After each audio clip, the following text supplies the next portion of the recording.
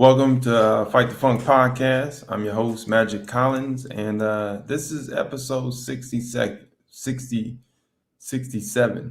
And I'm going to be November 9th, Tuesday, pretty much a freestyle with some little few bullet points. But first off, there's a just with quick, I'm going to talk too much about the mandates, but nobody likes mandates. Like they are safety measures because we don't want to go back into a shutdown. But in for myself, I don't agree with all the mandates or like all the mandates, but I respect them. Just like I respect having to wear a seatbelt. But yeah, no, I don't think we're supposed to like mandates. Um, or safety measures, but you understand them, you get them, and from the get go, the vaccines were never supposed to be 100%. It's like wearing any kind of protection is never 100%. Um, so the numbers are what they are, and I think that's part of the full picture of going into this year of without a plan and having to install a plan. That's something that this current party has done a good job of, where we had no plan going to 2021. We had no plan. There was nothing on the books. There was no how to get these numbers down.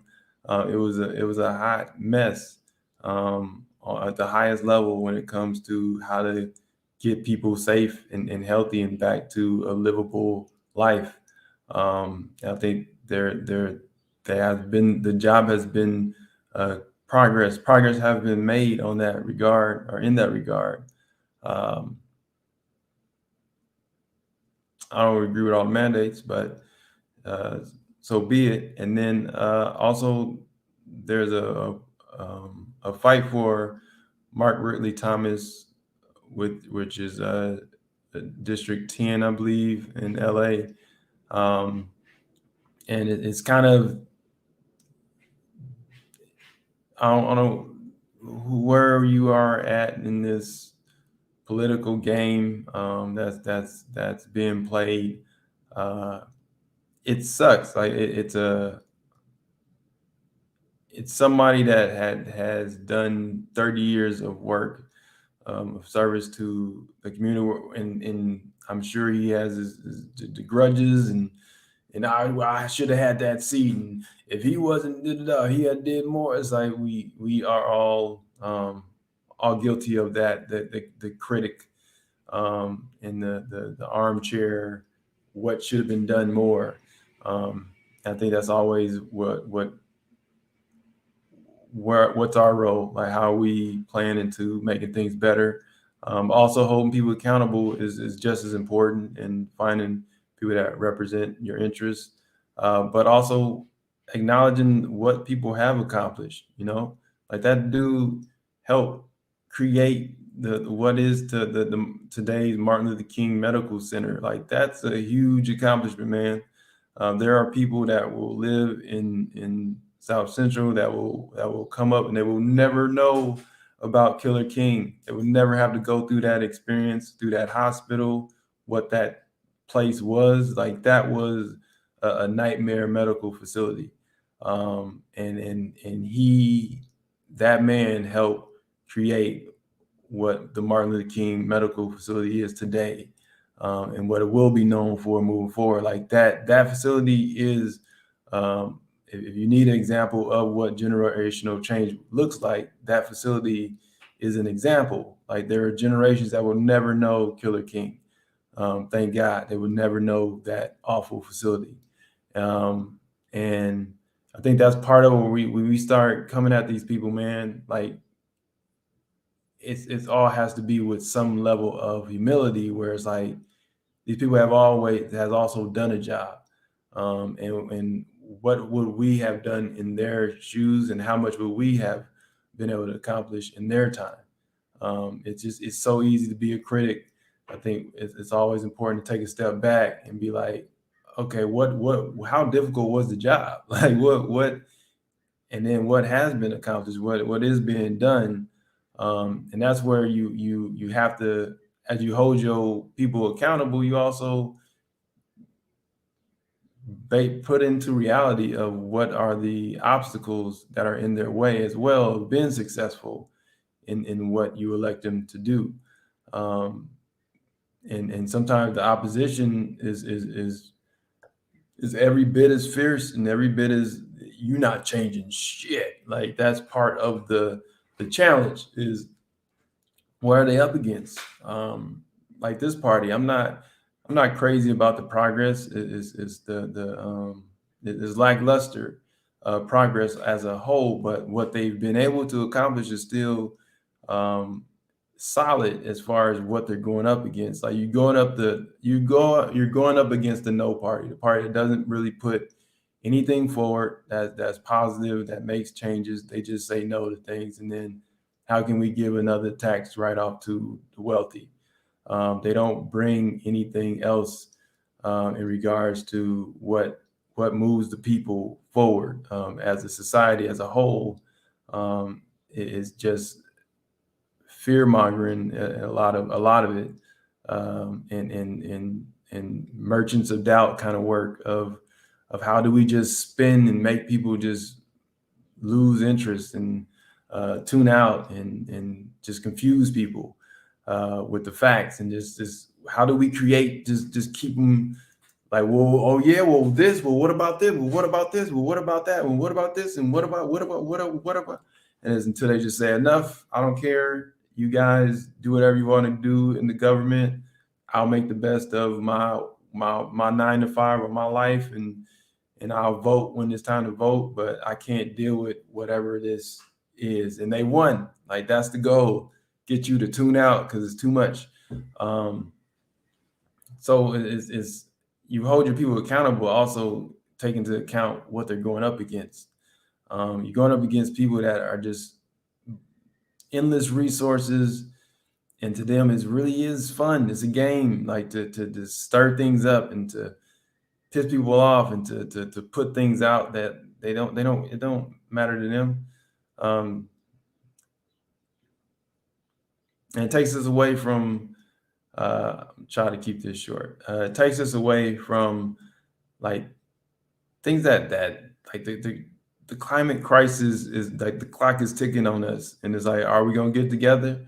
Probably not, because it's the spectacle. Like, how do we turn the merchants of doubt are they've only gotten better since the tobacco days when they got society to kind of drag their feet on the devastating effects of tobacco.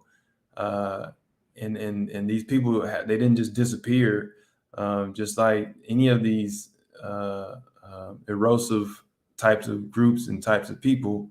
They don't stop doing their stirring up doubts and their blocking progress. Like when the FBI said that the major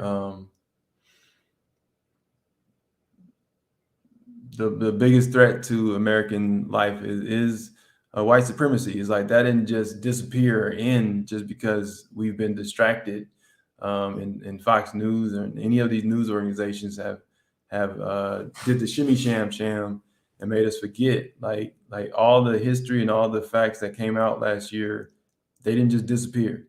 CDC's reports on how disproportionately the Black neighborhoods have been affected by the pandemic because of all the underlying conditions, and we are at every mark as far as what you don't want to be the lead in. We may be dope athletes and dope performers and entertainers, but in our neighborhoods and on the scale of health, we are the markers on everything that's unhealthy. The diet, the exercise, the infant mortality rate, the diabetes, just go down the list. How our schools funding, everything that we were fighting for last year, those things haven't been addressed. So that didn't just disappear and just cease to be the those needs just don't exist anymore. And that's the thing with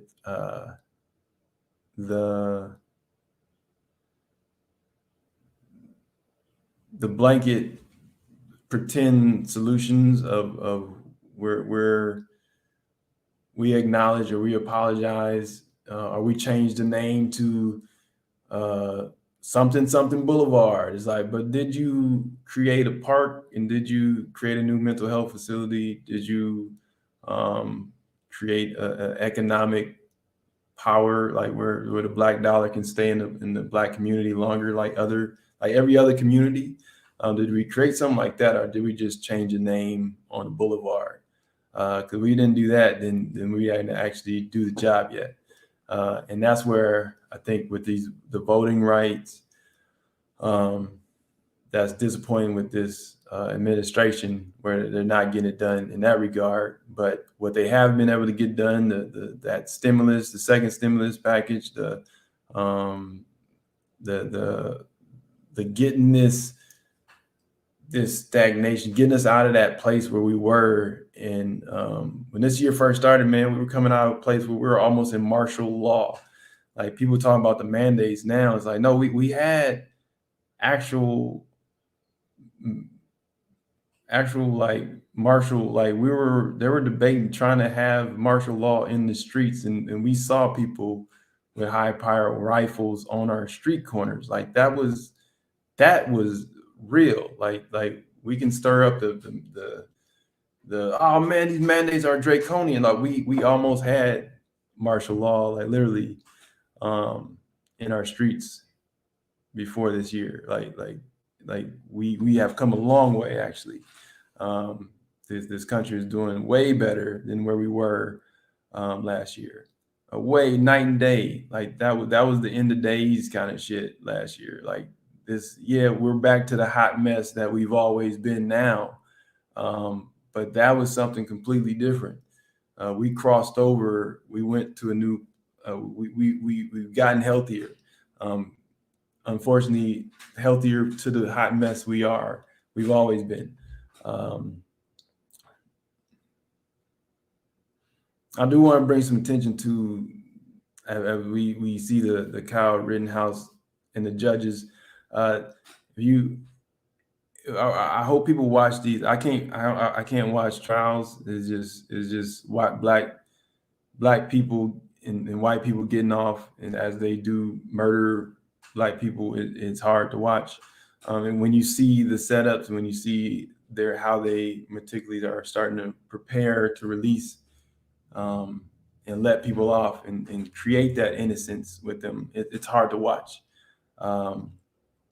Like Kyle Rittenhouse, I swear, if I was watching that trial, a sandwich delivery dude would come in like, "Hey, is there a sandwich? Is there an order for Kyle Rittenhouse?"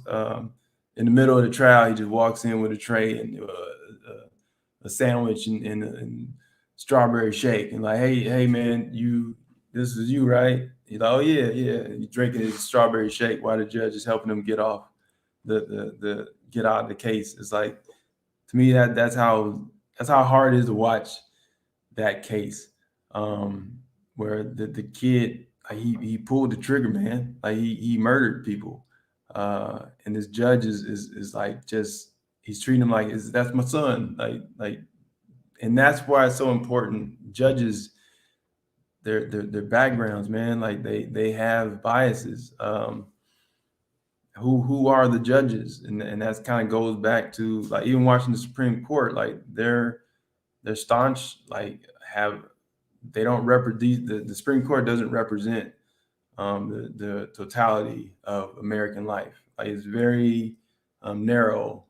It's from a very narrow group of thinkers.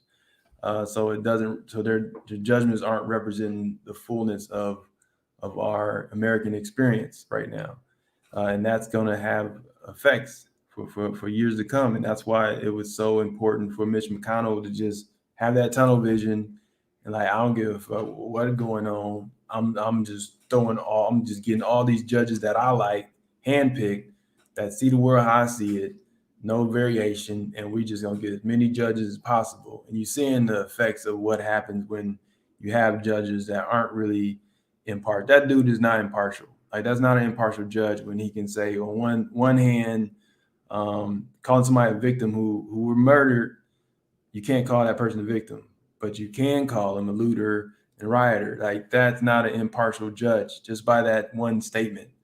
There's no impartiality in that statement. And that's why it's so important of judges and who are these people and how they interpret our Constitution, how they interpret law. Like, they're interpreters of law. At the highest level, they interpret. And how are they groomed to interpret the law? Are they groomed to interpret the law that leans towards corporations? Are they groomed to interpret the law as what moves society in a positive way? Our corporations aren't people, like, just basic things like that. How are these judges ruling? Are they have a tendency to rule towards like letting big pharma, letting the drug companies, when they have like the opioid crisis, letting people get off and not have to pay anything for what they've done, even though they know, I forgot the case, but it's like we can't even hold people, like people that have funds, people that can pay the price, like the family who knowingly was tied to the opioid crisis, and their product went out and did harm, and it's like, and they could have paid, but nope. And that's where I feel like we run to a head where, like, it's cool to have our like we see like Chevron, where we see our council members like just tactically expose the truth, rip them apart, and ask them good questions and make them look stupid. But at the end of the day, they paid to look stupid. They paid to just be there and say, well, I didn't know. I'm not aware of how that affected the Black community. They paid for that, man. They collecting the check. But what happens after those moments of being called into question?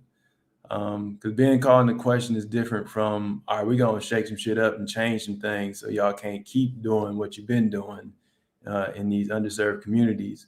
We're not gonna keep giving you more contracts so you can keep all the unhealthy aspects of society in Black neighborhoods, Black and brown neighborhoods. It's like, that's the problem, where it's like we have these people called to question and nothing happens after the questioning. Like, are you going to break up monopolies? Is our government prepared to break up monopolies? Are we going to reinstall the Glass-Steagall Act? Like, what we talking about? Are we just going to keep calling these people into question and asking real good questions and putting it on display? And look what we just did. Yeah. Like, we part of this is, can we break up monopolies? Can we get all this extra dark money out of politics that's influencing our politicians to the point where how can they make decisions based on their constituents when they've been bankrolled by corporate interests? And it's like, and then even with judges, it's like, well, we got so many corporate judges. How can we have a society that's built on democracy when corporations have the judges?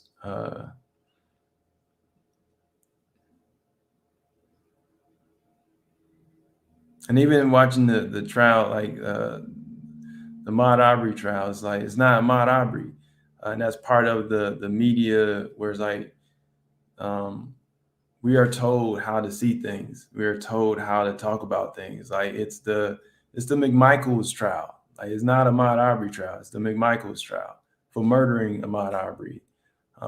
This is the McMichael's trial. And then that's where it's like, if we don't if we don't frame things how they actually are, it's like then we miss, then we just got bamboozled in the beginning.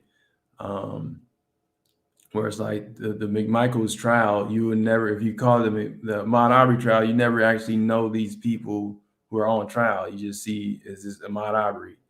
And they go back into the fold of everyday life. And it's like, no, man, this is the McMichael's trial.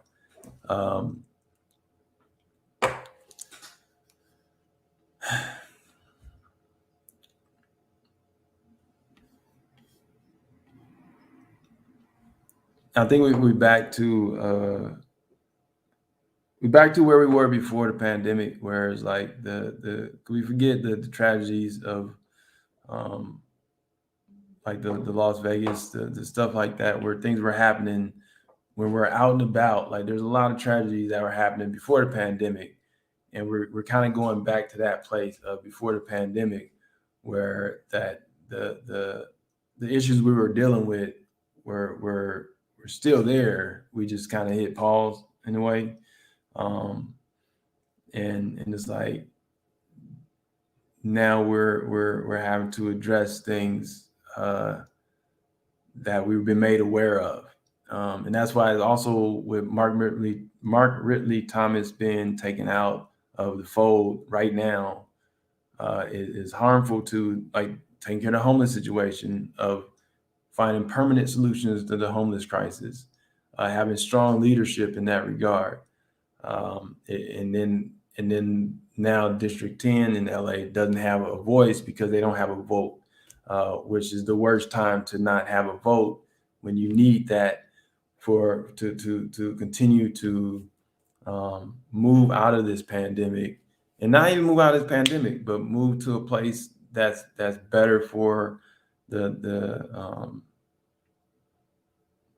that's better for this district. It's like because it's none of this stuff happened during the pandemic. Like it's been this way. Like the homeless situation has been this way. The underfunding, the school systems, the attack on public schools, like this has all been developing. So to not have strong leadership right now in that district that's been historically underserved, is I don't say a disaster, but it's a severe blow to a community that needs the vote and that needs a voice at the table at the most crucial time right now, especially with redistricting, everything that's needed to take that voice away. And it's like there's no amendment that can be made to if Mark Ridley Thomas can't be cleared in that trial or that investigation. It comes to a place where it's like, yo, we still, that vote needs to happen. Like that district needs to have a vote. And if this might be a hole in our governing when something like this happens, and we can't replace that person or allow that person to continue to work until the trial or until this investigation works itself out, because that vote is necessary. So it's either like there's a glaring need now where how do we function and how do we continue things when something like this happens, where either he can continue to work and do his job, or if we vote to suspend him, then we have somebody that can carry on, not just be a caretaker, but actually have a vote and can deliberate and take on his role until it works itself out, rather than no vote for a district while redistricting is happening. Something that's a 10-year, that's set in place for 10 years.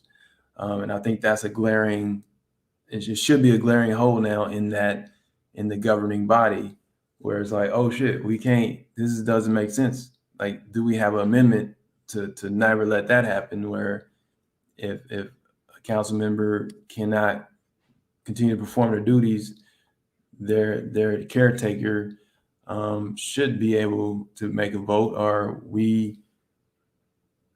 the rest of the city council members vote on who can take that place to not just be a caretaker, but actually carry on the duties until the matter is resolved. And I think, to me, that's better than just, oh, you don't get no vote until this gets resolved, even though it's the worst time to do that, for this to be playing out right now. And I get his political and his rivals and whatnot. There's opportunity for them to seize ground. Unfortunately, is all political, man. Even climate change, and watching like how the spins of watching people make the even people that's like for climate, that understands the dire need to make changes. It's like you're not seeing it, the through the actions. Um,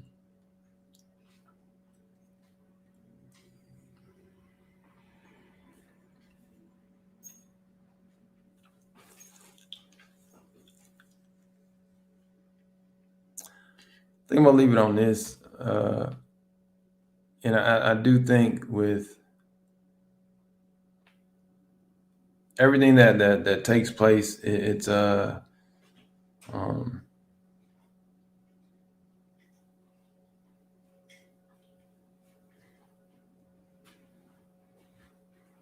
we are all like figuring out this life and making the best of um, our living, make like trying to um, figure this thing on out. And I do think there's one party that's not about moving anything forward, just stagnation. Um, and they don't really bring bills like, okay, well, if you don't want the Build Back Better bill or infrastructure bill, then can you provide a replacement? Like, are you just a no party? Like, that's, to me, that's been one of the main kind of glaring uh, things with the GOP is like, we'll offer something else that's better. Don't just be the no party.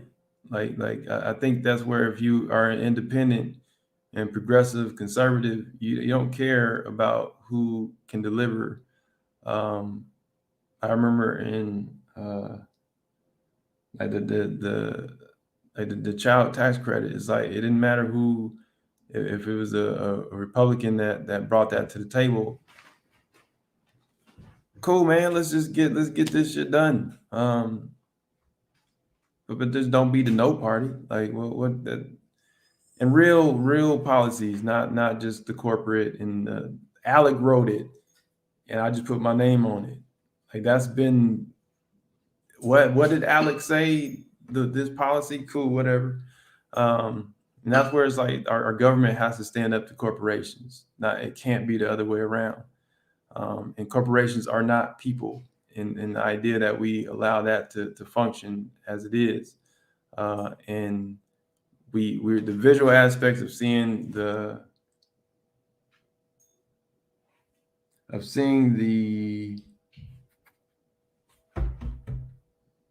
unions, or the fight for unions. It doesn't mean that we haven't taken a major step back since from the 60s till now. It's like, what, 1/3 of the workforce was unionized or something, and now it's the numbers are poultry. Like, it's not really, like, after this and seeing how the billionaires and the transfer of wealth has only increased.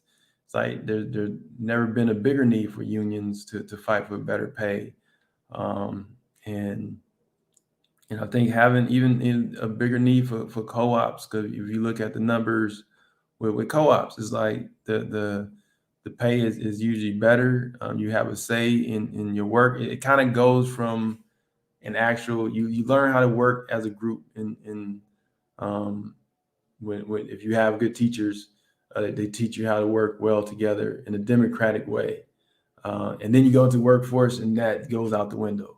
Um, but it's like in a co-op, you actually move from a school system. This is how you work together to, oh, well, now I'm getting paid to work together, and so on and so forth.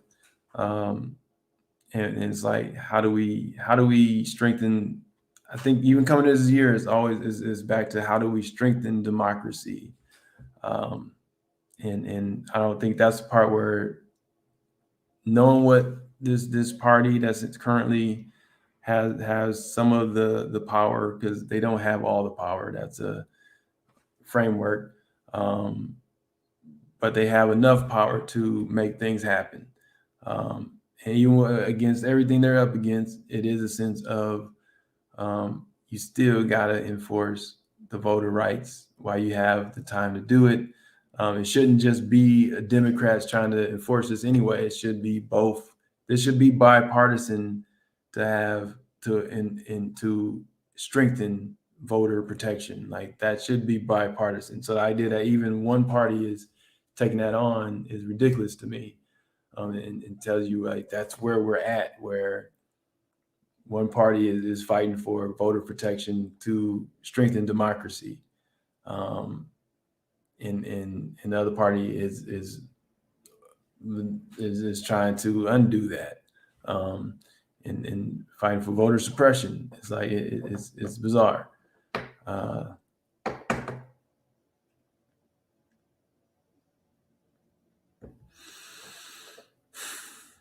and as far as with progress, and I've been to a lot of meetings, um, and some are more surprising than others, where I'm like, oh shit, like, why am I in this meeting? What am I doing here? Okay, well, this is what it is. Let's go and do the damn thing. And I think that's part two, where we all have been kind of like put in so many different positions, and just challenged in so many different ways that we never saw coming. Um, and it's like acknowledging when we were also doing our best, and we're trying to contribute in ways that we never saw ourselves trying to contribute for. Uh, and I think that's part of it, especially if you are Black and Indigenous, or fighting for women's rights, fighting for civil rights, fighting for working class, fighting for unions, um, just fighting for your well being. And I think that's because your personal well being leads to the communal well being. If you ain't right, nobody around you gonna really be able to benefit from that. When you right and you good, like, that's when people can benefit. So it's like it's a personal well being leads to communal well being. You know what? That's what I'm gonna leave it at. Because that's what all this, well being, man. That's what all this is about anyway. Um, so so how do we fight for how do we work towards and build personal and communal well being? I'll leave it at that. And for the people that thanks for the comments from the last episode. It's welcome. Uh, this has kind of been a freestyle Tuesday, uh, but yeah, thanks for the comments, and the people that were enjoying the last episode is welcome. Um, I see people point and do stuff like that, and comment, like, share, all that kind of stuff. Uh, so yeah, thank you. Um, this has been a Fight the Funk podcast, episode 67. I'm your host, Magic Collins, and I'm gonna try to get some guests going again. It's been a busy time, so I haven't had much time to invest in this podcast lately. But I do love it, and my work as a mental health advocate is bringing mental health back to the science of the soul. So thank you for rocking with me, and for all this time. So appreciate it as we continue to grow and learn and build, and personal well-being and communal well-being. So deuces.